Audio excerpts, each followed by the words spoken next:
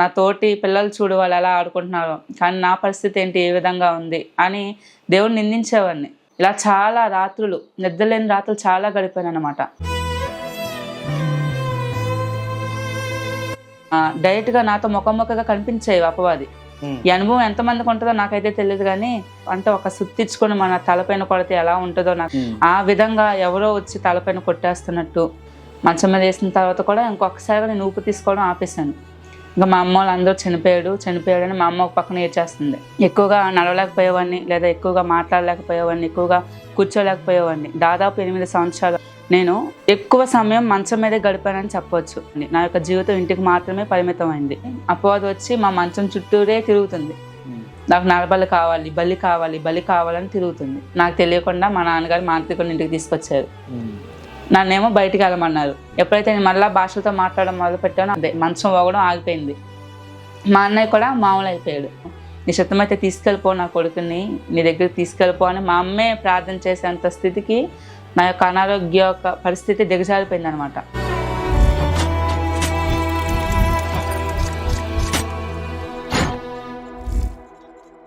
Praise the lord. నేను మీ తమ్ముడు జోషిని. అతి చిన్న వయసులోనే 14 సంవత్సరాల వయసులోనే దురాత్మల చేత పీడింపబడుతున్న ఈ యొక్క బ్రదర్. ఒక విషయం చెప్పాలంటే, దురాత్మలు ముఖాముఖిగా వచ్చి మాట్లాడే సందర్భం, మరణించి పరలోక దర్శనం చూసి మరలా జన్మించిన ఈ యొక్క బ్రదర్. ఒక విషయం చెప్పాలంటే, ఈ యొక్క బ్రదర్ పరిస్థితి చూసి తన తల్లే ప్రభువా ఈ యొక్క ప్రాణాన్ని తీసేసుకో అని చెప్పి కోరుకున్న సందర్భాలు ఎన్నో.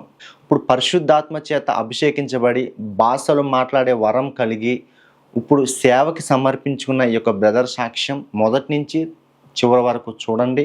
ఇంకా అనేక మందికి ఈ వీడియో షేర్ చేయమని కోరుచున్నాను. హల్లెలూయా. దేవునామానికి మహిమ కలుగును గాక. ప్రభు పెట్టే వీడియో చూస్తున్న మీ అందరికి కూడా నా వందనాలు.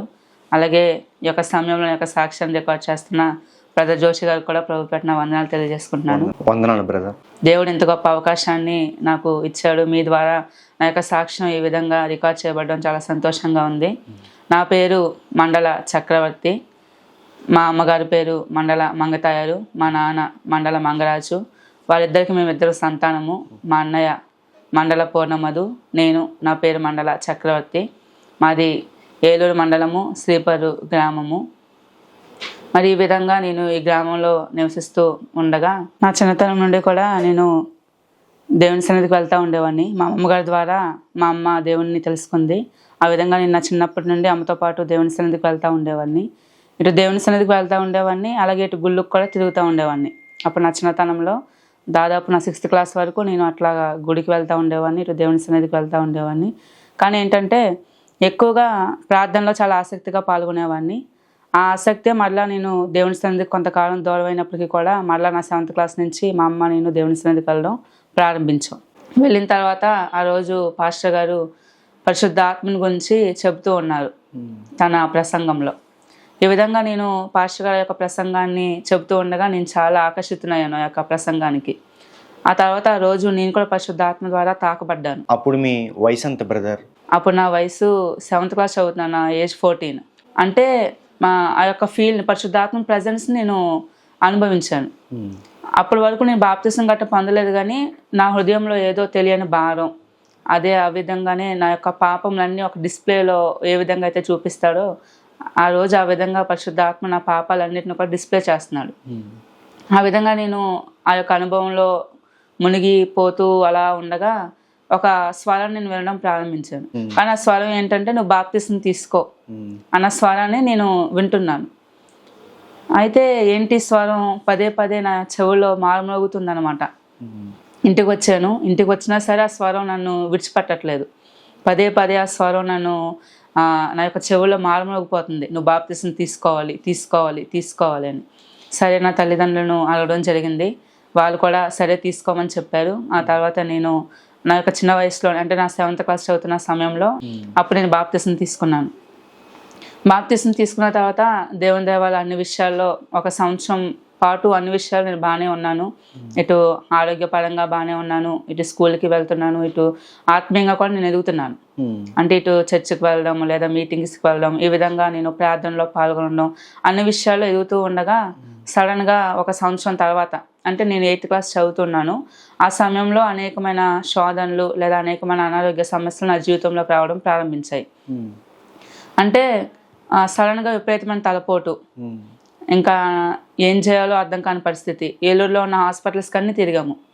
ఎన్ని హాస్పిటల్కి వెళ్ళినా నార్మల్ ట్యాబ్లెట్స్ ఇవ్వడం, పంపించేయడం తప్ప బాగానే ఉందని చెప్పడం. ఇంకా వాళ్ళు కూడా స్కానింగ్ అట్లాంటిది ఏమీ తీయలేదు. వాళ్ళు కూడా పలానా ప్రాబ్లం అని చెప్పలేదు. ఆ ట్యాబ్లెట్స్ వేసుకుంటూ ఉన్నాను. కానీ అసలు విపరీతమైన తలపోటు, అంటే ఒక సుత్తిచ్చుకొని మన తలపైన కొడితే ఎలా ఉంటుందో నాకైతే తెలియదు, కానీ ఆ విధంగా ఎవరో వచ్చి తలపైన కొట్టేస్తున్నట్టు అంత విపరీతమైన పోటు వచ్చేది. అప్పుడే తలపోటు వస్తూ ఉండగా ఒకరోజు ఆంధ్ర హాస్పిటల్ వెళ్ళడం జరిగింది ఏలూరులో. అక్కడ వాళ్ళు సిటీ స్కానింగ్ తీశారు. సిటీ స్కానింగ్ చేసి వాళ్ళు చెప్పింది ఏంటంటే, నాన్న నీకు బ్రెయిన్లో చిన్న గడ్డల కింద ఉన్నాయి, దానివల్ల నీకు చాలా ఇబ్బంది ఉండవచ్చు, ఫ్యూచర్లో నీకు ఫిట్స్ వచ్చే అవకాశాలు కూడా ఉండొచ్చు. ఇప్పుడు ఏమైనా నీకు ఫిట్స్ వచ్చాయా అని చెప్పేసి వాళ్ళు అడిగారు. అయితే ఏం లేదండి, ఇప్పటి వరకు అయితే నేను ఒక 10 డేస్ని బట్టి బాగా విపరీతమైన తలపోటుతో అయితే నేను బాధపడుతున్నాను, కానీ ఈ ఫిట్స్ అనేది ఇప్పటి వరకు నాకు రాలేదు అని చెప్పేసి అంటే, లేదమ్మా వచ్చే అవకాశాలు ఉన్నాయి, కోమాలోకి వెళ్ళే అవకాశాలు కూడా చాలా ఎక్కువగా ఉన్నాయి, నువ్వు చాలా జాగ్రత్తగా ఉండాలని టాబ్లెట్స్ ఇవ్వడం జరిగింది. ఇంకా ఆ రోజు నైట్ నేను ఇంటికి రావడం, ఆ టాబ్లెట్స్ వేసుకోవడం. ఇంకా అంతకుముందు 10-15 రోజుల నుంచి నేను తలపోటుతో బాధపడుతున్నాను, కానీ ఆ రోజు నైట్ విపరీతమైన కళ్ళు తిరిగిపోవడం, వాంతులు అయిపోవడం. ఇంకా ఆ రోజు నైట్ అంతా సరిగ్గా నిద్రలేదు. నేను చిన్నపల్లి హాస్పిటల్లో ఉన్నప్పుడు అక్కడ మరలా ఎంఆర్ఐ స్కానింగ్ రిపోర్ట్ తీయడం జరిగింది. తీసినప్పుడు అంతకుముందు ఆంధ్ర హాస్పిటల్లో ఏ విధంగా అయితే రిపోర్ట్ వచ్చిందో అక్కడ కూడా సేమ్ అదే విధంగా బ్రెయిన్లో కుడివైపున ఒక గడ్డ లాంటిది కట్టిందని, ఉందని, దానివలన కోమలోకి వెళ్ళిపోయాడని చెప్పడం జరిగింది. ఆ తర్వాత నేను వెళ్ళిన ప్రతి హాస్పిటల్లో, ఇటు విజయవాడ హాస్పిటల్లో వెళ్ళని, రాజమండ్రి హాస్పిటల్లో వెళ్ళని, లేదా ఏలూరులో 2-3 హాస్పిటల్ తిరిగిని, ప్రతి చోట వెళ్ళిన ప్రతి చోటలా ఇక్కడ ఎంఆర్ఐ స్కానింగ్ తీని లేదా సిటీ స్కానింగ్ తీని, ఏ స్కానింగ్లో అయినా సరే ఒకే రిపోర్టు, అదేంటంటే బ్రెయిన్లో రక్తం అనేది గడ్డ కట్టింది అని రిపోర్ట్ అనేది వచ్చేది. సో నాలాంటి పరిస్థితి కలిగిన వాళ్ళు అనేక మంది చనిపోయిన వాళ్ళు ఉన్నారు, లేదా అనేక మంది పక్షవాతం వచ్చిన వాళ్ళు ఉన్నారు, ఇంకా అనేక మంది మంచం పట్టిన వాళ్ళు కూడా ఉన్నారు. కానీ దేవుడు నా విషయంలో అయితే నన్ను సజీవునిగా ఉంచాడు. ఇది కేవలం దేవుని నామానికే మహిమ కలుగునుగాక. అయితే ఆ విధంగా ఈ బ్రెయిన్లో బ్లడ్ క్లాట్ అనేది ఉండడం వల్ల నా శరీరంలో కుడివైపు అంతా విపరీతమైన పోటు వచ్చేసేది. ఎందుకంటే కుడివైపున అది ఉండడం వల్ల నా నరాలన్నీ విపరీతంగా లాగేసేయి. అసలు పోటు అంటే భరించలేనంత పోటు. ఎక్కువగా నడవలేకపోయేవాడిని, లేదా ఎక్కువగా మాట్లాడలేకపోయేవాడిని, ఎక్కువగా కూర్చోలేకపోయేవాడిని. దాదాపు 8 సంవత్సరాలు, అంటే 2015 నుండి 2022 వరకు కూడా నేను ఎక్కువ సమయం మంచం మీదే గడిపానని చెప్పవచ్చు. ఎందుకంటే ఏ పని చేయలేకపోయేవాడిని. అటు ఈ హెల్త్ ఇష్యూస్ వల్ల నా స్టడీ ఆగిపోయింది, ఎక్కడికి వెళ్ళలేకపోయేవాడిని, కేవలం ఇంటి దగ్గర మాత్రమే ఉండేవాడిని. నా యొక్క జీవితం ఇంటికి మాత్రమే పరిమితమైంది. ఓన్లీ హాస్పిటల్కి వెళ్ళేటప్పుడు మాత్రమే బయట ప్రపంచం అంటే ఏంటో చూసేవాడిని. ఇంకా మిగిలిన 8 సంవత్సరాలు కూడా ఇంట్లోనే ఉన్నాను. సో ఈ విధంగా 8 సంవత్సరాలు నా జీవితంలో ఒక ఘోరమైన జీవితాన్ని జీవించాలని నేను చెబుతాను. ఇంకా ఆ విధంగా మా అమ్మ నన్ను మళ్ళా వేరే ఏలూరు హాస్పిటల్కి తీసుకెళ్ళడం, అక్కడ కొంతసేపు ఉంచి వాళ్ళు నా వల్ల కాదు, ఫిట్స్ అనేది తగ్గట్లేదు అనేది చెప్పడం. ఆ తర్వాత మళ్ళీ అంతకుముందు వెళ్ళిన ఆంధ్ర హాస్పిటల్కి వెళ్ళడం జరిగింది. కానీ అప్పుడు మాకున్న ఆర్థిక పరిస్థితులను బట్టి ఆంధ్ర హాస్పిటల్లో జాయిన్ అయ్యేంత డబ్బు మా దగ్గర లేదు.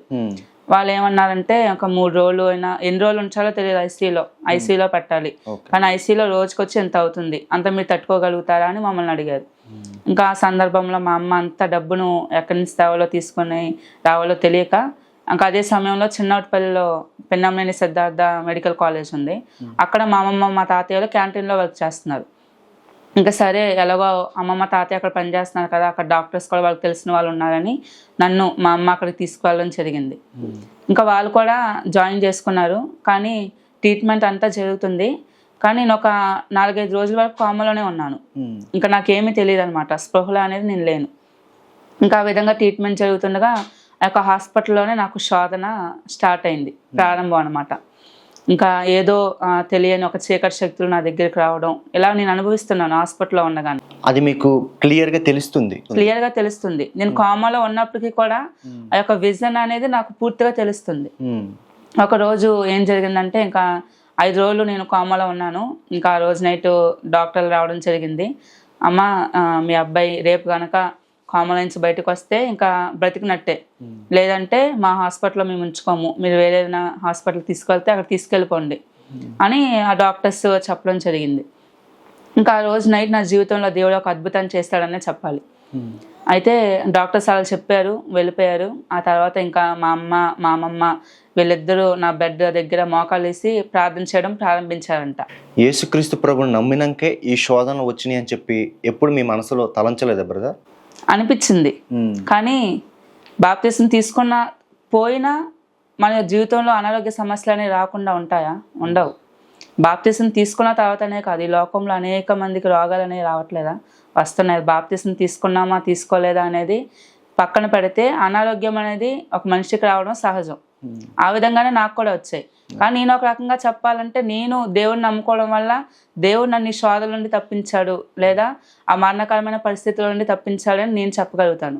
నిజంగా నేను దేవుడిని నమ్ముకోకుండా లోకంలో ఉన్నట్లయితే, ఆ పరిస్థితి నాకు వచ్చినట్లయితే ఎవరు నన్ను విడిపిస్తారు ఆ పరిస్థితి నుండి? ఒక హోప్ అనేది మీకు ఉండదు. కానీ ఇప్పుడు నేను నిజమైన దేవుని తెలుసుకున్నాను కాబట్టి ఆయన నన్ను ఆ యొక్క అనారోగ్య పరిస్థితి నుండి విడిపించాడు అని నేను నమ్ముతాను. ఈ విధంగా ఆ రోజు మా అమ్మ మా అమ్మమ్మ ఆ యొక్క హాస్పిటల్ బెడ్ దగ్గర ఉండి ప్రార్థన చేయడం ప్రారంభించారు. నాకైతే అది తెలియదు. ఆ కొంతసేపటికి ఒక నల్లని సమూహాలు అనమాట, నల్లగా ఉన్నాయి రూపాలు, ఒక సమూహం నా దగ్గరికి రావడం జరిగింది. అవి కొన్నేమో నా కాళ్ళను పట్టుకున్నాయి, కొన్నేమో నా చేతులను పట్టుకుని లాగేస్తున్నాయి. నువ్వు మాతో పాటు వచ్చే, మేము నిన్ను తీసుకెళ్ళడానికి వచ్చామని నాతో మాట్లాడుతున్నాయి. నా ఆత్మ పోరాడుతుంది. నేనైతే కోమాలో ఉన్నాను కానీ నా ఆత్మ వాటితో పోరాడుతుంది. నేను చెప్తున్నాను వాటితో, నేను ఎందుకు వస్తాను మీతో, నేను రాను మీతో అని నేను అంటున్నాను. అవేమో లేదు, నువ్వు వచ్చేయాలి మాతో పాటు ఏమైనా సరే అని. ఇలా ఇంచుమించు ఎంత సమయం అయితే నాకైతే గుర్తులేదు కానీ చాలా సమయం అయితే జరిగింది ఈ పోరాటం. ఇలా జరుగుతూ ఉండగా ఇంకా లాస్ట్కి నా నోట్లో నుంచి వచ్చిన ఒకే ఒక మాట, యేసయ్యా నీవే నాకు సహాయం చేసే దేవుడవు, నీవే నాకు సహాయం చేయి అని ఒకే ఒక మాట నా నోటి నుండి వచ్చింది. ఆ మాట రాగానే ఒక పెద్ద వెలుగుని నేను చూశాను. ఆ వెలుగు వచ్చి నన్ను తాకింది. ఆ వెలుగు నన్ను తాకగా నేను భాషలతో మాట్లాడడం మొదలుపెట్టాను. మొట్టమొదటిసారిగా ఐసీయూలో బెడ్ పైన కోమాలో ఉన్నప్పుడు నేను పరిశుద్ధాత్మని యొక్క, అంటే అంతకుముందు నాకు భాషలతో మాట్లాడడం అనే అనుభవం లేదు కానీ ఆ సమయంలో నేను భాషలతో మాట్లాడడం ప్రారంభించాను. కోమాలో ఉన్నప్పుడే భాషలతో మాట్లాడడం ప్రారంభించాను. ఆ సమయంలో వెంటనే మా దైవ సేవకులు ఫోన్ చేసి చక్రవర్తిని పరిశుద్ధాత్మ దర్శించాడమ్మా, తన ఆత్మ చేత అభిషేకించబడ్డాడు అని చెప్పడం. ఈ విధంగా దైవ సేవకులు ముందే దేవుడు తెలియజేయడంతో నేను భాషలతో మాట్లాడాను. ఆ కొంతసేపటికి మా దైవ సేవకులు ఫోన్ చేయడం జరిగింది. అంటే నీవు భాషలతో మాట్లాడుతున్నట్టు దైవజనుడికి ముందే చూపించాడు. అంటే ఆయన కూడా ప్రార్థనలో ఉన్నారు. ప్లస్ ఏంటంటే నేను ఇట్లా కోమాలో ఉన్నాను కదా, ఇంకా నా స్థితిని గురించి ఆయన కూడా ప్రార్థన చేస్తూ ఉన్నాడు. ఇంకా దైవ సేవకులకు దేవుడు తెలియజేస్తాడు కదా, ఆ విధంగా దైవ సేవకులకి దేవుడు తెలియజేశాడు. మేమైతే చెప్పలే పాస్టర్ గారికి ఫోన్ చేసి ఈ విధంగా జరిగిందని. వెంటనే ఆయనే మాకు ఫోన్ చేయడం, నేను భాషలతో మాట్లాడడం అయిపోయిన తర్వాత మా అమ్మగారికి ఫోన్ చేయడం, ఇలాగా చక్రవర్తి పరిశుద్ధాత్మ చేత అభిషేకించబడ్డాడమ్మా, ఇంకా కోమాల నుంచి బయటకు వస్తాడు, నీ బిడ్డకి ఎట్లాంటి ప్రాణాపాయ స్థితి లేదు అని చెప్పడం జరిగింది. ఈ విధంగా ఆ తర్వాత రోజు నేను కోమాలో నుండి బయటకు రావడం జరిగింది. ఆ తర్వాత ఇంకా మెడిసిన్ అయితే కంటిన్యూస్గా వాడుతున్నాను. అటు చిన్నపల్లి హాస్పిటల్లో మెడిసిన్ వాడుతున్నాను. ఆ తర్వాత ఇంటికి వచ్చాను. ఆ తర్వాత ఏంటంటే అపవాది యొక్క శోధన నా జీవితంలో విపరీతంగా అయిపోయింది అనమాట. ఎలాగంటే అసలు నాకు నిద్ర అనేది ఉండేది కాదు. ఒక 10ంటికి బాగానే పడుకునేవాడిని, 1 గంట ఆ టైంకి మెలకు వచ్చేసేది. ఇంకా అపవాది నా దగ్గరికి రావడం, నాతో మాట్లాడడం, నన్ను నానా విధాలుగా శోధించడం. అపవాదితో పోరాటం ముఖాముఖిగా ఎలా ఉంటుంది అని చాలామంది అనుకుంటారు. చాలామంది జీవితాల్లో కూడా ఈ అనుభవం ఉండదు. కానీ నా జీవితంలో ఈ దేవుడు అనుమతించాడని నేను నమ్ముతాను. అయితే నైట్ అపవాది నా దగ్గరికి వచ్చి శోధించేది అని చెప్పేవాడిని కదా. ఏ విధంగా వచ్చేది అంటే, ఖచ్చితంగా నైట్ 10 ఆ టైం పడుకునేవాడిని. 12 ఆ టైంకి ఒక నల్లని ఆకారంలో వచ్చేసేవి నా దగ్గరికి, నన్ను నిద్ర లేపేవి, నాతో మాట్లాడేవి. ఇంకా నానా విధమైన, అంటే నా శరీరాన్ని తొక్కడం కానీ, లేదా నాతో మాట్లాడడం కానీ, నువ్వు చనిపోవచ్చు కదా, నువ్వు ఎందుకు బ్రతుకుతున్నావు అని. ముఖ్యంగా ఏంటంటే అక్కడ ఆ స్థలంలో నా కుటుంబం, అంటే మా నాన్న వాళ్ళ పితరుల నుంచి ఆ యొక్క స్థలంలో పూజలు అనేది బాగా ఎక్కువగా చేసేవారనమాట. అంటే ఆ యొక్క స్థలం అపవాది యొక్క స్థావరంగా మారిపోయింది. లేదా మేము కొన్నాళ్ళు మా సొంత గృహంలో లేనప్పుడు మా గదిని పూజ గదిగా వాడుకునేవారు. ఇలా చాలా రాత్రులు, నిద్రలేని రాత్రులు చాలా గడిపాను అనమాట. అప్పుడు నేను బాప్తిసం తీసుకుని కూడా 1 సంవత్సరమే అవుతుంది. అంత ఇదిగా ప్రార్థన అనుభవం కానీ, లేదా అపవాదిని ఎలా ఎదిరించాలి అనే అనుభవం కూడా నాకు లేదు. ఇంకా ఆ సమయంలో నేను ఉండగా దైవ సేవకులకు ఫోన్ చేయడం, ఆయన చేత ప్రార్థన చేయించుకోవడం, ఆ తర్వాత నేను స్తుతించుకోవడం, ఆయన చెప్పడం ఒక స్తుతించుకోవాలి, స్తుతి ద్వారా అపవాదం జయించగలుగుతారు అని పాస్టర్ గారు చెప్పినప్పుడు నేను స్తుతించుకోవడం. ఈ విధంగా అనేకమైన రాత్రులు, నిద్రలేని రాత్రులు చాలా గడిపాను. కొన్ని రోజులకి నాకు మరలా ఆ విధంగానే ఫిట్స్ రావడం, కోమలోకి వెళ్ళిపోవడం జరుగుతుంది. ఒక పక్కన ట్యాబ్లెట్స్ వాడుతున్నాను, ట్యాబ్లెట్స్ వల్ల ఎట్లాంటి ప్రయోజనం కూడా లేదు. అపవాదం నన్ను ఒక పక్కన విపరీతంగా శోధిస్తుంది. ఈ విధంగా సరే వేరే హాస్పిటల్కి వెళ్దాం అని చెప్పేసి వేరే హాస్పిటల్కి వెళ్ళాను. అక్కడ కూడా విజయవాడలో విజయ హాస్పిటల్ అని అక్కడికి వెళ్ళాను. అక్కడ కొన్నాళ్ళు ట్రీట్మెంట్ తీసుకున్నాను. మళ్ళీ ఇప్పటిలాగానే మళ్ళీ ఫిట్స్ రావడం, మళ్ళీ కోమాలోకి వెళ్ళిపోవడం, మళ్ళీ అక్కడి నుంచి మళ్ళీ విజయవాడలో వేరే హాస్పిటల్కి వెళ్ళడం, అక్కడ చూపించుకోవడం, మళ్ళీ ఈ విధంగా జరుగుతూనే ఉంది. ఈ విధంగా మనకు తెలిసిందే కదా, ఒక అనారోగ్యం వస్తే చుట్టుపక్కల వాళ్ళందరూ నానా విధాలుగా మాట్లాడతారు. ఏముంది, చాట్పట్ చేస్తారు, చాట్పట్ చేయడం వల్లనే ఇలా జరిగింది, మీరు అక్కడికి వెళ్ళండి, ఇక్కడికి వెళ్ళండి, బాగుపడతారు అని చెప్పడం ప్రారంభించారు. కానీ నా నమ్మకం ఏంటంటే, నేను నమ్ముకున్న దేవుడు సర్వశక్తిమంతుడు, ఆయన నన్ను కాపాడడానికి సమర్థుడు. ఒకవేళ నాకు చాతబడి చేసినా సరే ఆయన కాపాడడానికి సమర్థుడు. ఆయనకు అసాధ్యమైందంటే ఏమీ లేదు. నన్ను బ్రతికించడానికి ఆయన సమర్థుడు. నన్ను బ్రతికించినా ఆయన చిత్తమే, ఒకవేళ చనిపోయినా ఆయన చిత్తమే అనే ఒక విశ్వాసం నాలో దృఢంగా ఉందన్నమాట. ఇంకా చాలామంది మా బంధువులే కానీ స్నేహితులే కానీ వీళ్ళందరూ అన్యులుగా ఉండడం వల్ల వీళ్ళందరూ నానా విధాలుగా చెప్పడం జరిగింది. కానీ నేను అటువైపు ఎప్పుడు వెళ్ళలేదు. ఎందుకంటే నా యొక్క విశ్వాసాన్ని పూర్తిగా దేవునిలో మాత్రమే నేను ఉంచాను. ఇంకా ఎందుకంటే నేను దేవుని యొక్క శక్తిని అనుభవిస్తున్నాను. ఒక పక్కన దేవుడు ఆ రోజు కోమాలో ఉండగానే తన ఆత్మ చేత అభిషేకించాడు కదా, దేవుడు ఆల్రెడీ నన్ను స్వస్థపరుస్తాడు అనే నమ్మకం నాకు దృఢంగా ఉంది. సో ఈ విధంగా నేను ఎక్కడ వెనక్కి తిరగడం అనేది జరగలేదు. ఈ విధంగా హాస్పిటల్స్ మారుతూనే ఉన్నాము. ఒక హాస్పిటల్ తర్వాత ఒక హాస్పిటల్, ఒక హాస్పిటల్ తర్వాత ఒక హాస్పిటల్ మారుతూనే ఉన్నాము. ట్యాబ్లెట్స్ అనేవి వాడుతూనే ఉన్నాము. కానీ ఎక్కడ కూడా స్వస్థత అంటే ఎక్కడ కూడా ఈ ట్రీట్మెంట్ వల్ల తగ్గింది అనే విధానం ఎక్కడ కూడా లేదు. ఇటు అపవాదంతో పోరాటం కూడా జరుగుతూనే ఉంది. సో ఈ విధంగా కరోనా టైంలో చాలా మా యొక్క ఫ్యామిలీ యొక్క ఫైనాన్షియల్ సిచ్యువేషన్ బట్టి మనకు కరోనా అంటే తెలిసిందే, ఎక్కడ పనులు లేక చాలా ఇబ్బంది పడ్డాం. మా ఫ్యామిలీ ఆర్థిక పరిస్థితులు కూడా అంతంత మాత్రమే. అంతకుముందు నన్ను హాస్పిటల్లో చూపించడానికి చాలా డబ్బులు అవసరం. హాస్పిటల్కి వెళ్ళాలంటే చాలా డబ్బుతో కూడిన ఖర్చు. ఈ విధంగా మా యొక్క ఫైనాన్షియల్ సిచ్యువేషన్ చాలా డౌన్ అయిపోయింది. ఇంకా హాస్పిటల్కి వెళ్ళాలన్నా మా దగ్గర డబ్బులు లేవు. ఇంకా ఆ యొక్క కరోనా టైంలో నేను ఆ ట్రీట్మెంట్ అనేది కొన్ని రోజులు ఆపేశాను, ట్యాబ్లెట్స్ తీసుకోవడం మానేశాను. ఇంకా నా అనారోగ్య పరిస్థితి ఏ విధంగా తయారైందంటే, ఇంకా ట్యాబ్లెట్స్ వేసుకోవడం మానేశాను. ఇంకా మరలా ఫిట్స్ వచ్చేయడం, మరలా నేను కోమాలో కంటే స్పృహలో లేని స్థితిలోకి నేను వెళ్ళిపోయాను. ఇంకా ఆ టైంలో హాస్పిటల్కి వెళ్ళాలంటేనే భయం. ఎవరైనా ఇలా పిల్లలకి ఒంట్లో బాగాలేదు, హాస్పిటల్కి తీసుకెళ్ళాలని కార్లకు ఫోన్ చేస్తే ఏ కారు రాని పరిస్థితి, భయపడుతున్నారు. ఎందుకంటే అప్పుడున్న సిచ్యువేషన్ బట్టి కరోనా టైంలో హాస్పిటల్కి తీసుకెళ్ళాలంటేనే భయం. ఇంకా ఆ విధంగా దేవుడిదేవాళ్ళ ఒక కారు మా అమ్మ వాళ్ళ బంధువులు రావడం జరిగింది. ఆ కారులో నేను రాజమండ్రి హాస్పిటల్కి వెళ్ళడం జరిగింది. ఇంకా డాక్టర్గా చూసి ఆయన అన్నారు, అమ్మ చాలా పల్స్ అనేది అసలు లేదు, పల్స్ రేట్ పడిపోయింది ఈ పిల్లోడికి, ఒక రకంగా చెప్పాలంటే చనిపోయిన అబ్బాయిని మీరు హాస్పిటల్కి తీసుకొచ్చారు, ఏ విధంగా మేము ట్రీట్మెంట్ చేయగలుగుతాం, లేదు తీసుకెళ్ళిపోండి అని అక్కడ డాక్టర్ గారు చెప్పడం జరిగింది. ఆ తర్వాత మా అమ్మమ్మ బ్రతిమాలడం డాక్టర్ గారిని, ఒక గంట అయినా జాయిన్ చేసుకోండి, హాస్పిటల్లో జాయిన్ చేసుకోండి, తర్వాత ఒకవేళ అంతకీ బాగోకపోతే మీరు పంపించేయండి అని చెప్పడం. ఆ తర్వాత డాక్టర్ గారు నన్ను జాయిన్ చేసుకోవడం, హాస్పిటల్లో వెంటిలేటర్ పైన పెట్టడం. ఒక గంట మాత్రమే నేను జాయిన్ చేసుకుంటానమ్మా, తన పరిస్థితి బాగుపడితే సరే, లేదంటే మీ ఇంటికి తీసుకెళ్ళిపోండి అని ఆయన సంతకాలు పెట్టించుకోవడం, ఇవన్నీ జరిగినాయి. ఆ తర్వాత ఒక గంట పాటు ఆయన నన్ను వెంటిలేటర్ పైన ఉంచిన తర్వాత ఆయన ట్రీట్మెంట్ చేయడం ప్రారంభించాడు. ఆయన ట్రీట్మెంట్ చేసిన కొన్ని క్షణాల్లోనే, అప్పటి వరకు పల్స్ రేట్ అనేది లేదు, అసలు 40 అంటే చాలా డౌన్ అన్నమాట. ఒక 60-70 ఉన్న వాళ్ళే పల్స్ రేట్, చనిపోయిన వాళ్ళు చాలామంది ఉన్నారు బయట. కానీ అంత స్థితిలోకి వెళ్ళిపోయిన తర్వాత కూడా దేవుడు ఎంత గొప్ప అద్భుతం చేశాడంటే, ఒక గంటలోనే ఆశ్చర్యం అనమాట, నెమ్మదిగా నా పల్స్ రేట్ పెరగడం జరిగింది. ఆ తర్వాత ఇంటికి రావడం, కొన్ని రోజుల తర్వాత ఇంటికి వచ్చాము. ఇంటికి వచ్చిన తర్వాత మళ్ళీ ఎప్పటిలాగానే అపవాది శోధన, చుట్టుపక్కల వాళ్ళ మాటలు, వీళ్ళు తాయితలు కట్టించుకోరు, ఏం కట్టించుకోవాలని చుట్టుపక్కల వాళ్ళు అనడం. ఏదేమైనా సరే నా దేవుడు స్వస్థపరుస్తాడని నమ్మకం నాకుంది. అయితే ఆ తర్వాత కొన్ని కారణాలు ఈ విధంగా జరుగుతూ ఉండగా మరలా ఏంటంటే విపరీతమైన ఎక్కిళ్ళు అనమాట. నాకు ఒకదాని తర్వాత ఒకటి అపవాది యొక్క బలహీనతలు అపవాది ఈ విధంగా తీసుకురావడం జరుగుతుంది. ఎక్కిళ్ళు, విపరీతమైన ఎక్కిళ్ళు. అసలు ఆ యొక్క ఎక్కిల్లో గుండాగి చనిపోతానేమో అన్న అంత భయంకరమైన ఎక్కిళ్ళు అనమాట. ఒక్క నిమిషం కూడా గ్యాప్ ఉండేది కాదు. విపరీతమైన ఎక్కిళ్ళు వస్తానే ఉండేవి. ఆ తర్వాత ఆ సమయంలో మా దగ్గర ఒక్క రూపాయి కూడా లేదు. హాస్పిటల్కి వెళ్ళాలంటే రూపాయి లేదు. ఎందుకంటే అంతకుముందు రాజమండ్రి హాస్పిటల్లో జాయిన్ అవ్వడం జరిగింది. అక్కడ కొంత అమౌంట్ అయిపోయింది. ఇంకా ఎక్కడా లేదు. ఇంకా మా అమ్మ ఏం చేయాలో తెలియక ఇంకా నన్ను అలాగే ఇంట్లో పెట్టుకుని ఉంది. ఇంకా ఏం చేయని పరిస్థితిలో ఒక 5-6 రోజులు నేను ఇంట్లోనే ఉన్నాను. 5-6 రోజులు కూడా విపరీతమైన ఎక్కిళ్ళు అనమాట. ఏదైనా తింటే వాంతి అయిపోవడం, కనీసం వాటర్ తాగినా సరే వాంతి అయిపోయేది. ఈ విధంగా జరుగుతూ ఉండగా ఇంకా నేను డిసైడ్ అయిపోయాను. నేను చనిపోతాను, నేను బతకను, నేను ఫిక్స్ అయిపోయాను. ఇటు మా అమ్మమ్మ కూడా ఫిక్స్ అయిపోయారు.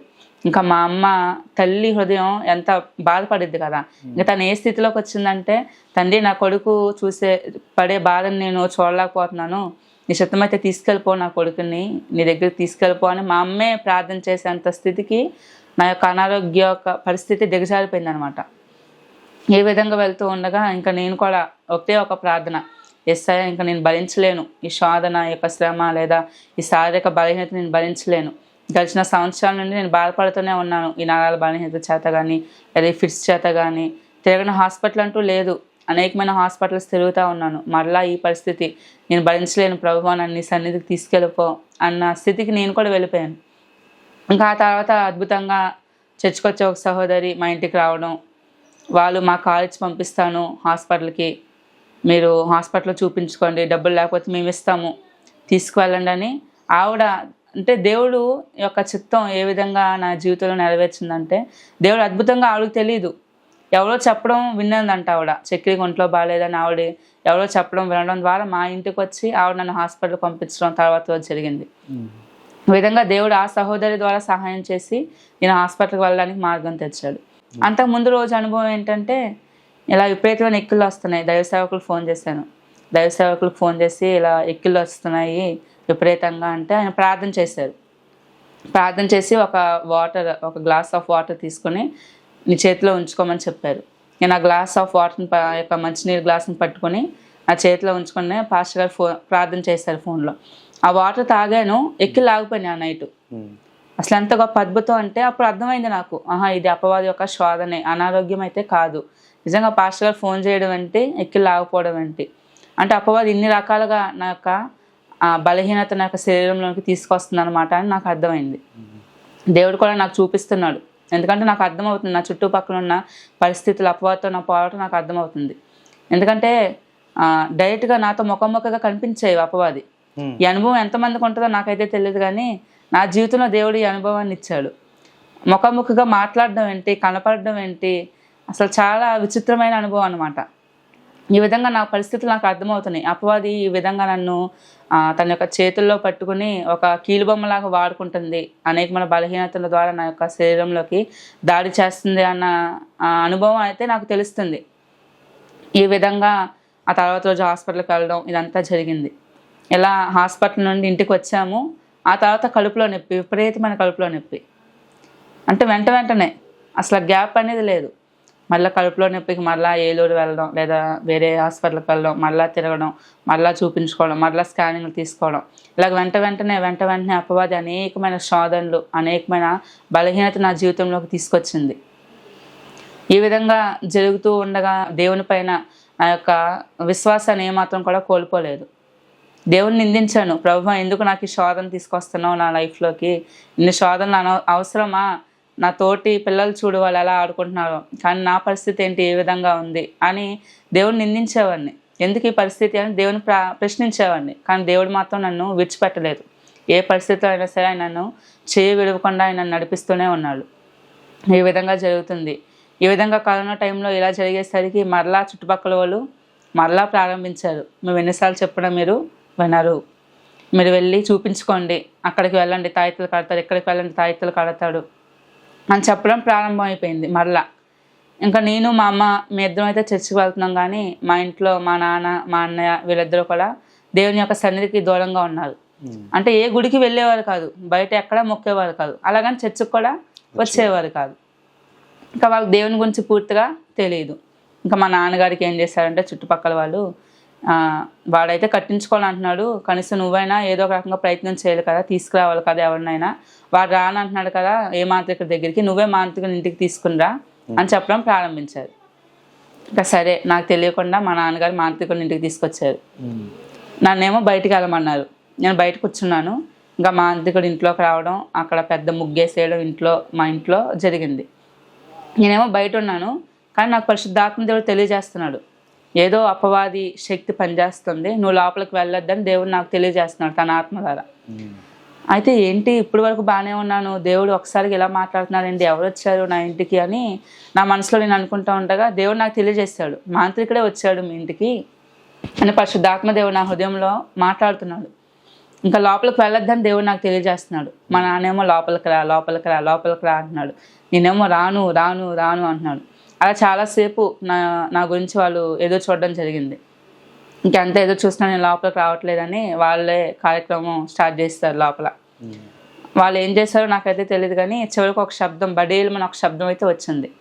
ఆ శబ్దం వచ్చింది, ఇంట్లో మా అన్నయ్య వేరే ఊరు వెళ్తున్నాడు, ఖచ్చితంగా మా ఊరి పొలి మీద దాటుతున్నాడు. మా అన్నయ్యకి అక్కడ యాక్సిడెంట్ అయిపోయింది. యాక్సిడెంట్ అయిపోయి మా అన్నయ్య వెనక్కి వచ్చేస్తున్నాడు అనమాట. ఈ విధంగా ఇక్కడ పూజ జరుగుతుంది, మా అన్నయ్యకి యాక్సిడెంట్ అయ్యి మొత్తం ఇక్కడ రక్తం వచ్చేస్తుంది. రక్తం వచ్చేస్తూ ఉండగా ఈ విధంగా లోపల ఆ మాంత్రికుడు అలాగే ఉన్నాడు, మా అన్నయ్య లోపల వెళ్ళడం జరిగింది. ఈ విధంగా ఆ పూజ అనేది అయిపోయింది. ఆ తర్వాత వెళ్ళిపోయాడు. ఇంకా మాంత్రికుడు ఏంటంటే తాయెత్తులు ఇచ్చాడంట, ఈ తాయెత్తులు మీరు కట్టుకోండి, ఈ తాయెత్తుల ద్వారా మీకు పూజ చేశాడు కదా, ఏదో ఒకటి ఇవ్వాలి కదా, ఇచ్చాడు. ఇంకా మా నాన్న మా అన్నయ్య తాయెత్తులు కట్టుకున్నారు. కట్టుకున్న తర్వాత వాళ్ళకి వాళ్ళ శరీరంలో ఏంటంటే ఒక 10 మంది వచ్చి మీద పడిపోయి కొట్టేస్తున్నట్టు, శరీరం చాలా బలహీనంగా ఉన్నట్టు, ఒళ్ళంతా పోట్లు నొప్పులు, ఒక 10 మంది వచ్చి కొట్టేసి వెళ్ళిపోయిన తర్వాత ఒళ్ళంతా హోనం అయిపోద్ది కదా, ఆ విధంగా ఉంటుందంట వాళ్ళకి. మీ అన్నయ్యకి నాన్నకి ఇద్దరికి కూడా ఎప్పుడైతే పూజ జరిగింది, ఈ తాయెత్తులు కట్టుకున్న కాడ నుంచి ఇది స్టార్ట్ అయింది.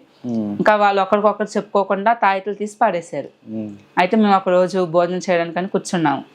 అప్పుడు మా నాన్న అనడం ప్రారంభించాడు, నాన్న నువ్వు తాయెత్తు కట్టుకోకుండా ఉండి చాలా మంచి పని చేస్తావు, మేము తాయెత్తు కట్టుకున్న కానించి అసలు కంటి మీద కునుకు అనేది లేదు, నిద్రపోవడం లేదు, ఏమీ లేదు, ఇలాగుంది నాన్న మా పరిస్థితి అని చెప్పేసి మా నాన్న చెప్పడం జరిగింది. ఆ తర్వాత కాసేపటికి మా అన్నయ్య కూడా, నాన్న నీకు చెప్తే నువ్వు నన్ను తిడతావేమో, నేను చెప్పలేదు, నేను కూడా తీసి పడవేశాను అని మా నాన్న చెప్పడం. అంటే ఈ విధంగా అపవాది వారిపైన కూడా, అంటే మాంత్రికులు వచ్చి ఏదో చేస్తారని మనం అనుకుంటాం, కానీ వాళ్ళు చేసేది ఏమీ లేదని నాకు అర్థమైంది. నిజంగా చాతబడి చేసేవాడు వచ్చాడు, బాగు చేయాలి కదా, తాయెత్తు కడితే తగ్గిపోవాలి, ఏం చేశాడు, ఇంకా వచ్చి వాళ్ళని కొట్టుని. ఈ విధంగా జరిగింది అనమాట. అంటే నా జీవితంలో జరిగిన ఎక్స్పీరియన్స్ని, అనుభవాన్ని మేము ముందు పెడుతున్నా.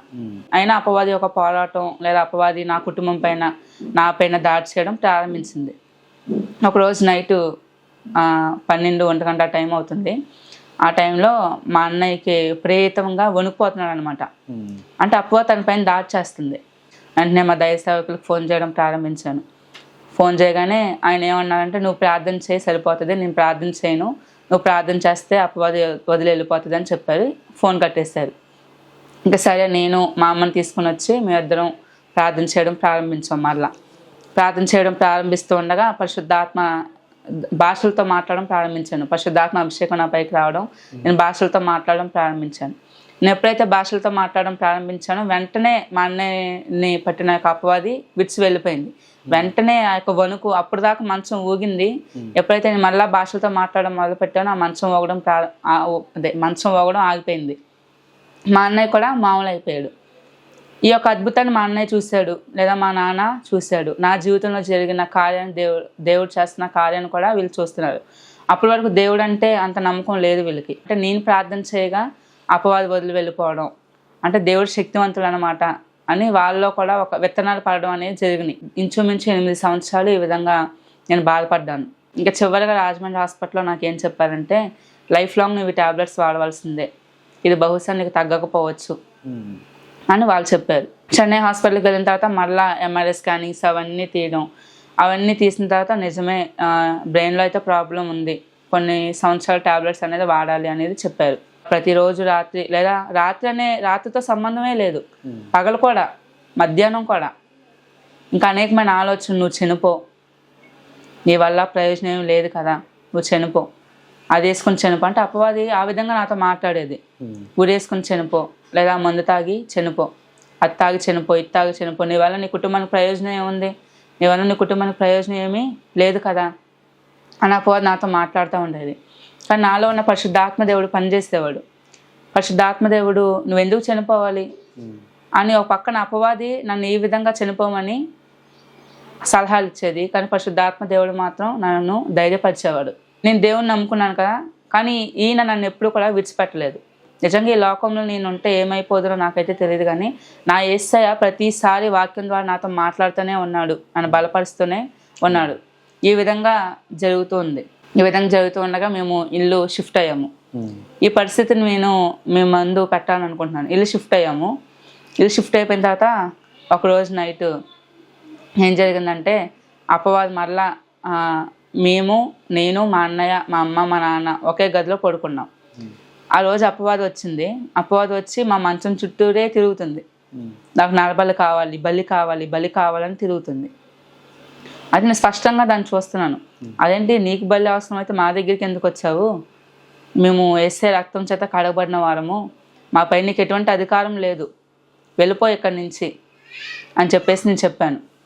ఆ తర్వాత బయట మా ఇంటి బయట ఏంటంటే కోళ్ళు అనేవి ఉన్నాయి, కప్పెట్టాం బయట. అయితే నేను అన్నాను, ఆ మాట ఎలా వచ్చిందో తెలియదు నా నోటి నుండి. నేను అన్నాను, నీకు బలి కావాలంటే బయట కోళ్ళు ఉన్నాయి, వాటిని తీసుకో బలి, మమ్మల్ని అయితే నువ్వేం చేయకు, వెళ్ళిపో ఇక్కడి నుంచి, మాపై నీకు ఎటువంటి అధికారం లేదని చెప్పాను. ఆ తర్వాత రోజు ఒక్కొక్కటి చనిపోవడం ప్రారంభించాయి. ఫస్ట్ ఒక కోడి చనిపోయింది. నాకు ఆ మాట ఏదో నేను చెప్పాను కానీ అది జ్ఞాపకం లేదు నాకు. ఆ తర్వాత రోజు ఇంకో కోడి చనిపోయింది. ఏంటి ఈ విధంగా ఒకసారి ఇలా కోడి చనిపోతాయి నానా అని మా అమ్మ అంది నాతో. అయితే రానా కోడి చనిపోయింది, లోపల నుంచి బయటికి తీస్తే అని మా అమ్మ అంది. సరే, నా కోడిని తీస్తూ ఉండగా నేను చెప్పిన మాట గుర్తొచ్చింది. అప్పుడు మళ్ళీ అక్కడి నుంచి ప్రార్థన చేశాను.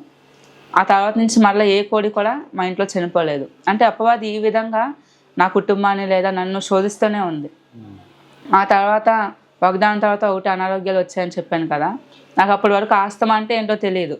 సడన్గా ఆస్తమా వచ్చేసింది.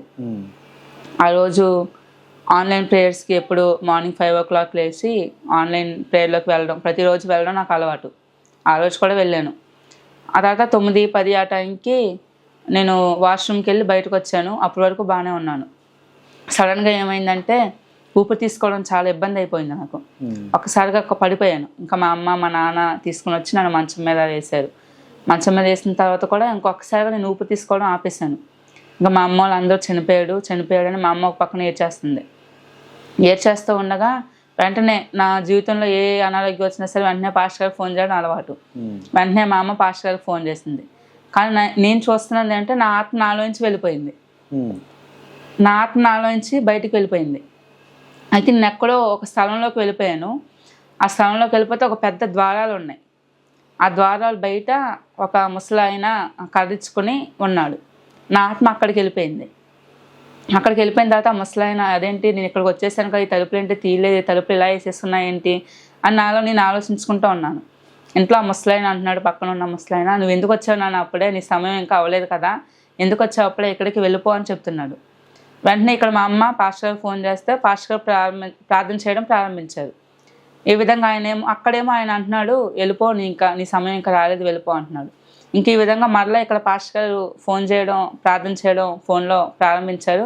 మరలా నా ఆత్మ వచ్చింది. మీ దైవజనుడి పేరేంటండి? మా దైవ సేవకుల పేరు జయమంగళ దావిదరాజు గారు. ఆయన ప్రార్థన చేయడం, మరలా ఆయన అక్కడ ఈ విధంగా చెప్పడం, మరలా నా ఆత్మ నా బాడీలోకి రావడం, ఈ విధంగా అనేకమైన అనుభవాలు నా జీవితంలో దేవుడు ఉంచాడు. ఇటు అపవాదితో పోరాటమే కానీ, లేదా ముఖాముఖితో అపవాదితో పోరాటమే కానీ, లేదంటే నా జీవితంలో చుట్టుపక్కల వాళ్ళ వచ్చే శోధనలే కానీ, నా రక్త సంబంధులకు తీసుకొచ్చిన ఒత్తిడే కానీ.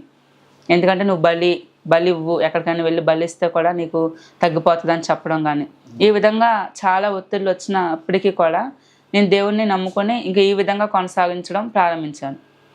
ఆ తర్వాత అద్భుతంగా నా జీవితంలో దేవుడు చేసిన మేలుని బట్టి, లేదా వాళ్ళు దేవుని శక్తిని అనుభవించడం బట్టి మా అన్నయ్య మా నాన్న కూడా దేవుని సన్నిధికి రావడం జరిగింది. అంటే వాళ్ళు రక్షించబడలేదు అప్పుడు దాకా, కానీ దేవుని యొక్క శక్తిని వాళ్ళు ఈ విధంగా అనుభవించారు. లేదా అపవాది వాళ్ళపైన దాడి చేసినప్పుడు ఆ యొక్క అపవాది యొక్క శక్తి నుండి దేవుడు విడిపించాడు కదా, ఆ యొక్క అద్భుతాన్ని వాళ్ళ జీవితంలో చూశాడు. ఈ విధంగా వాళ్ళు కూడా దేవుని సన్నిధికి రావడం జరిగింది. ఫైనాన్షియల్గా మేము నా ఆర్థిక పరిస్థితి అంటే నా అనారోగ్య పరిస్థితుల వల్ల ఆర్థికంగా మేము చాలా బలహీనపడిపోయాం. ఆ సమయంలో కరోనా రావడం, నేను చెప్పాను నా కరోనా టైంలో కూడా నా హెల్త్ బాగోకపోవడం, ఈ విధంగా నాకే హాస్పిటల్ చాలా ఖర్చు పెట్టారు. ఒక విధంగా రొయ్యలు చెవులై చేస్తుంటే కరోనా టైంలో దానివల్ల లాస్ అయిపోయాం. ఈ విధంగా ఆర్థికంగా కూడా మా దగ్గర ఎప్పుడు ₹1 ఉండేది కాదు. ముఖ్యంగా నా పరిస్థితి వచ్చేసరికి హాస్పిటల్కి వెళ్ళాలి అంటే డబ్బులు ఉండేవి కాదు ఇంట్లో. అంటే అంత అంటే డౌన్కి వచ్చేస్తాం ఆర్థికంగా, చాలా బలహీన పడిపోయాం మేము. కానీ దేవుడు ఏదో ఒక విధంగా నాకు ఖచ్చితంగా అనారోగ్యం వచ్చింది అని హాస్పిటల్ తీసుకెళ్ళాలి అనేసరికి దేవుడు ఏదో ఒక విధంగా ఎవరో ఒకరి ద్వారా సహాయం చేసేవారు. మేము వెళ్ళేవాళ్ళం హాస్పిటల్కి వెళ్ళి చూపించుకునేవాళ్ళం. ఈ విధంగా జరుగుతుంది. ఈ విధంగా అపవాది పైన నాకు పూర్తిగా విడుదల అనేది లేదు. అలాగని ఇటు బలహీనతలు అంటే నా యొక్క శరీరంలో ఉన్న బలహీనతల పైన కూడా నాకు పూర్తిగా విజయం అనేది అప్పుడు ఇంకా రాలా. దగ్గర 2015 సంవత్సరంలో ప్రారంభిస్తే 2022 సంవత్సరం వరకు, అంటే దగ్గర 2022 సంవత్సరం వరకు ఈ పరిస్థితి అలా కొనసాగుతూనే ఉంది. ఇటు హాస్పిటల్ వైపు తిరగడం ఆగలేదు, ఇటు అపవాదితో పోరాటము ఆగలేదు, ఇటు ఆర్థికంగా నా కుటుంబం యొక్క పరిస్థితి మారలేదు. అంటే అన్ని విధాలుగా నా కుటుంబం యొక్క పరిస్థితి చాలా నీచమైన స్థితికి వెళ్ళిపోయింది అనమాట. ఇంకా డబ్బులు లెక్క పెట్టుకునేవాడిని. మా ఇంట్లో అయితే డబ్బులు ఉండేవి కాదు. ఆ చిల్లర డబ్బా ఓపెన్ చేసి ఆ చిల్లర లెక్క పెట్టుకొని కొట్టు దగ్గరికి వెళ్తే ఎంత అవుతుంది అని ఒక ఎస్టిమేషన్ వేసుకొని ఆ చిల్లర డబ్బులు లెక్క పెట్టుకుని ఆ చిల్లర డబ్బులు జోబులు వేసుకుని వెళ్ళేవాడిని షాప్కి. ఇంకా ఆ చిల్లర డబ్బులు జోబులు వేసుకొని ఏడ్చుకుంటూ వెళ్ళేవాడిని, ప్రార్థన చేసుకునేవాడిని. ప్రభువా ఇంత అంటే ఫైనాన్షియల్గా ఇంత డౌన్ అయిపోయాం మేము. అంత చిన్న వయసులో దేవుని మీద ఆనుకుని జీవించడానికి అంత డెడికేటెడ్ మైండ్ ఎలా వచ్చింది బ్రదర్? అంత డెడికేటెడ్ మైండ్ ఎలా వచ్చిందంటే అది పరిశుద్ధాత్మ అభిషేకం అనేది నేను చెప్తాను. ప్లస్ ఏంటంటే వాక్యం అనేది నేను చెప్తాను. వాక్యము నన్ను చాలా బలపరిచింది. దేవుడు నాతో పరిశుద్ధాత్మ ద్వారా మాట్లాడేవాడు. ఒకవేళ దేవుడు నాతో మాట్లాడకపోయి ఉంటే లేదా వాక్యం నా ద్వారా మాట్లాడకపోయి ఉంటే నేను తప్పుకొని పోయేవాడేమో. కానీ ఇటు దేవుడు నాతో మాట్లాడుతున్నాడు పరిశుద్ధాత్మ ద్వారా, ఇటు వాక్యం నా ద్వారా మాట్లాడుతున్నాడు. ఈ విధంగా మా పాస్టర్ గారు నా వెనకాల సపోర్ట్గా ఉన్నారు. ఆయన ప్రతిసారి నన్ను మోటివేట్ చేస్తూ ఉండేవారు. అంటే ఈ విధంగా వెళ్ళిపోతున్నా సరే దేవుడు లేదు, ఏదో ఒక రోజు నేను స్వస్థపరుస్తాడు. దేవుడు అనుమతించిందే ఏ శోధన మన జీవితంలోకి రాదు. దేవుడు నీ యొక్క జీవితంలోకి అనుమతించాడు. దీని ద్వారా నీకు దేవుడు ఏదో నేర్పిస్తాడు. ఖచ్చితంగా నేను బలపరుస్తున్నాడు దేవుడు. ఈ యొక్క పరిస్థితిని నీ జీవితంలో అనుమతించి నీ జీవితాన్ని దేవుడు చెక్కుతున్నాడు అని మా దైవ సేవకులు నన్ను సపోర్ట్ చేస్తూ ఉండేవారు. ఈ విధంగా దైవ సేవకుల సపోర్టు, ఈ విధంగా పరిశుద్ధాత్మ అభిషేకము, దేవుడు నాతో మాట్లాడుతున్న విధానము, దేవుడు వాక్యం ద్వారా మాట్లాడుతున్న విధానము, ఇవన్నీ కూడా నాకు దేవునిలో నిలబడడానికి శక్తినిచ్చాయి. చెప్పాను కదా, దగ్గర 8 సంవత్సరాలు ఇటు చెన్నైలో కూడా నేను మెడిసిన్ తీసుకోవడం ప్రారంభించాను. అయినా సరే మళ్ళీ కోమాలోకి వెళ్ళిపోవడం ఇవన్నీ కామన్ అయిపోయినాయి. ఖచ్చితంగా ఆ చావు బతుకుల మధ్యకి వెళ్ళడం బయటికి రావడం, చావు బతుకుల మధ్యకి వెళ్ళడం బయటికి రావడం దగ్గర నా జీవితంలో ఒక 6-7 సార్లు జరిగిందేమో. నా విషయానికి వస్తే నా సంఘ సభ్యులు లేదా మా దైవ సేవకులు వాళ్ళందరూ చెప్పేది ఏంటంటే, చక్రవర్తి నీకు దేవుని సేవ పిలుపు ఉంది అని వాళ్ళు చెబుతూ ఉండేవారు. దేవుడు యొక్క పరిస్థితులు నీ జీవితంలో అనుమతించి దేవుడు నీ జీవితాన్ని చెక్కుతున్నాడు. అపవాదితో పోరాటం ఎలాగో నీకు నేర్పిస్తున్నాడు. లేదా ఈ లోకంలో ఉన్న నీకు ఎదురయ్యే పరిస్థితులతో నువ్వు ఎలా ఎదురాడాలో లేదా ఎలాగ నువ్వు పోరాడాలో దేవుడు నీకు తెలియజేస్తున్నాడని చెబుతూ ఉండేవారు. నేను ఆ మాటను పెద్దగా పట్టించుకునేవాడిని కాదు. నేను దేవుని సేవ చేయడం ఏంటి, నాకు అసలే ఒంట్లో ఎన్ని బలహీనతలు ఉన్నాయి నా జీవితంలో, ఇన్ని బలహీనతలు పెట్టుకుని నేను ఎలా చేస్తాను దేవుని సేవ. ఎందుకంటే ఒకరోజు ఒంట్లో బాగుంటే ఒకరోజు ఒంట్లో బాగోదు కాదు. నాకు ఒకరోజు మంచిగా ఉన్నానంటే ఆ తర్వాత రోజు ఒంట్లో బాగుండేది కాదు. పాస్టర్ గారు చెప్తున్నారు, సంఘ సభ్యులు చెప్తున్నారు. నాకైతే అటువైపు వెళ్ళాలని, దేవుని సేవ అంటేనే నాకు చాలా భయం. ఎందుకంటే దేవుని సేవ అంటే ఏంటో నాకు తెలియదు. నా కుటుంబంలో సేవకులు ఎవరూ లేరు. ప్లస్ ఏంటంటే దైవ సేవకులతో అప్పుడప్పుడు నేను మీటింగ్స్కి వెళ్తూ ఉండేవాడిని. దైవ సేవకులు పడే కష్టం ఏంటో నేను చూసేవాడిని కళ్ళారా. అంటే వాటి ఇటు ఫ్యామిలీలో కానీ లేదా చుట్టుపక్కల కానీ ఒక దైవ సేవకులు పడే కష్టాలు చాలా ఉంటాయి. నేను వెళ్తే నేను కూడా అలా కష్టపడాలి కదా, నేనెందుకు వెళ్ళాలి, వద్దు, ఆ దేవుని సేవ అంటే నేను వెళ్ళకూడదని ఒక నిర్ణయానికి నేను వచ్చేసాను. కానీ ఒకరోజు నా అనారోగ్యం చాలా బాగాలేదు. నేను ఎప్పటిలాగానే ఆ రోజు ప్రార్థన చేసుకుంటున్నాను. కానీ ఆ రోజు ఇంకా ఎక్కువగా ప్రార్థన చేసుకుంటున్నాను. కన్నీటితో ఏడుస్తూ ప్రార్థన చేస్తున్నాను. ప్రభువా, ఏంటి నా జీవితం ఎలా అయిపోయింది? ఒక పక్కన ఈ అనారోగ్య సమస్యలు, ఒక పక్కన నా కుటుంబంలో ఈ ఆర్థిక పరిస్థితులు, టైంకి వెళ్ళి ట్యాబ్లెట్స్ తెచ్చుకుందామంటే డబ్బులు లేవు. ఏం చేయాలి? ఈ పరిస్థితులు ఎందుకు నా జీవితంలో అనుమతించావు అని ఒకరోజు నేను ప్రార్థన చేసుకుంటూ ఉండగా దేవుని యొక్క స్వరం నాకు వినబడింది. ఏంటంటే, నువ్వు నా సేవకు వాడబడతావా అని దేవుడు నాతో మాట్లాడాడు. వెంటనే నేను దేవునితో ప్రమాణం చేశాను. సరే ప్రభువా, నేను ఈ సేవలో వాడబడతాను అని దేవునితో నేను ప్రమాణం అనేది చేశాను. ఈ విధంగా అయిన తర్వాత ప్రార్థన అయిపోయింది. ఆ తర్వాత మరలా మాకున్న ఆర్థిక పరిస్థితులను బట్టి మేము నెల్లూరు వెళ్ళడం జరిగింది. నెల్లూరు వెళ్ళిపోయాం. నెల్లూరు వెళ్ళిన తర్వాత అక్కడ 2 సంవత్సరాలు నేను అక్కడే ఉన్నాను. ఇంకా నేను దేవుని సేవకు ఇలాగా దేవుడు నాతో మాట్లాడాడని మా దైవ సేవకులకు చెప్పడం జరిగింది. సరే, కొంతకాలం నీ తల్లిదండ్రులకు విధేయత కలిగి నీ తల్లిదండ్రులు చెప్పింది విను అని వారు నన్ను పంపించారు అక్కడికి. సరే, వెళ్ళాను. 2 సంవత్సరాలు కూడా అక్కడ కూడా శోధన, అంటే అపవాదితో శోధన కొంచెం తగ్గింది, కానీ నాకు మానసిక బాధ అనేది ఎక్కువైపోయింది. మానసికంగా నేను చాలా కృంగిపోయాను. ఏదో దేనికో దూరం అయిపోతున్నట్టు, ఏదో తెలియని వేదన నాలోకి వచ్చేసింది. మరలా నేను అప్పుడు అక్కడికి వెళ్ళిన తర్వాత, నెల్లూరు వెళ్ళిన తర్వాత నాకు టైఫాయిడ్ ప్లస్ ఆస్తమా అటాక్ అయింది. 3 రోజులు హాస్పిటల్లో ఉన్నాను. ఆ తర్వాత మరలా ఇంటికి వెళ్ళాను. మరలా ఇంటికి వెళ్ళిన తర్వాత నేను మరలా ప్రార్థిస్తుండగా దేవుడు మరలా ఆ యొక్క నేను మాట ఇచ్చాను కదా దేవునికి, ఆ మాట మరలా జ్ఞాపకం చేస్తున్నాడు. దేవుడు నా సేవలో వాడబడతా అన్నావు కదా, వాడబడవా అని. లేదా నా తల్లిదండ్రులు అప్పుడు అంత విశ్వాసంలో స్థిరంగా లేరు. వాళ్ళు కూడా నన్ను సేవ అంటే వాళ్ళు కూడా భయపడే స్థితిలో అప్పుడు ఉన్నారు. ఇంకా వాళ్ళతో కూడా దేవుడు మాట్లాడడం ప్రారంభించాడు నెమ్మదిగా. లేదు, మీ కొడుకుని నా సేవకు సమర్పించవలసిందే అని అటు నా తల్లితో కానీ, అటు నా తండ్రితో కానీ, అటు మా అన్నయ్యతో కానీ మాట్లాడడం ప్రారంభించాడు. ఈ విధంగా దేవుడు వాళ్ళతో మాట్లాడడం, ఆ తర్వాత మాట్లాడి నేను దేవుని సేవకు సమర్పించుకోవడం, ఈ విధంగా నేను బైబిల్ ట్రైనింగ్ కాలేజ్కి వెళ్ళడం జరిగింది. అంటే మేము నెల్లూరు వెళ్ళిన తర్వాత నేను దేవుని సేవకు సమర్పించుకున్నాను. ఆ తర్వాత నేను బైబిల్ ట్రైనింగ్ కాలేజ్కి వెళ్ళడం ప్రారంభించాను, వెళ్ళాను. నెమ్మదిగా దేవుడు నా ప్రతి పరిస్థితిని చక్కబెట్టడం ప్రారంభించాడు. అప్పటి వరకు ఆర్థికంగా నా కుటుంబం అంత ఏమీ లేదు, కానీ ఇప్పుడు దేవుడు నెమ్మదిగా మమ్మల్ని ఆశీర్వదించడం ప్రారంభించాడు. నెల్లూరులో మేము చేస్తున్న యొక్క చర్యల ద్వారా దేవుడు నెమ్మదిగా మమ్మల్ని దీవించడం ప్రారంభించాడు. ఈ విధంగా ఆర్థికపరమైన ఆశీర్వాదం దేవుడు మాకు దయచేశాడు.